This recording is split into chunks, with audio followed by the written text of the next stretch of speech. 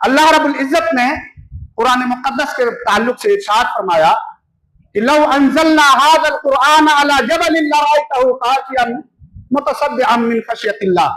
हम मुसलमान हैं, हम कुरान मुक़द्दस को दुस्तूर हयात तस्लीम करते हैं, लेकिन सवाल पैदा होता है कि क्या इस किताब की अजमत हमारे सीनों में मौजूद है?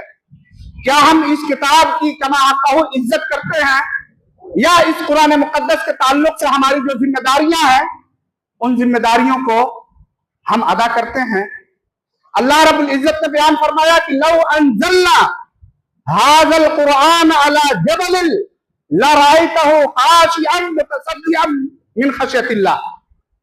यह कुरान जिसकी कद्र, जिसकी इज्जत तुम्हारे सीनों में मौजूद नहीं, अगर हम इस कुरान मुक़द्दस को पहाड़ पर नाजिल कर देते, जिसको हमने जमीन के लिए मेख और कील बनाया है, जिस वक्त अल्लाह रब्बुल इज्जत ने जमीन को पैदा किया था, जमीन डावाडोल हो रही थी, तो अल्लाह रब्बुल इज्जत ने पहाड़ों को कील के तौर पर पैदा किया ताकि जमीन अपनी जगह से डोले नहीं।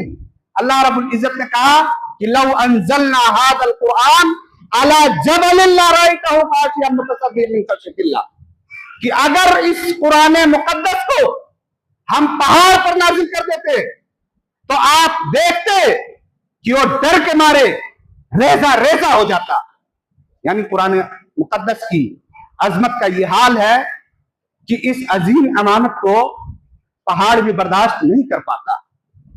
लेकिन हम इंसान और हम लोग ऐसे हैं कि कुरान मुक़द्दस का खिताब हमसे है। अल्लाह रब्बुल इज्जत ने कुरान मुक़द्दस को हम पर नाजिल किया है, हम उसकी अजमत को भूल चुके हैं।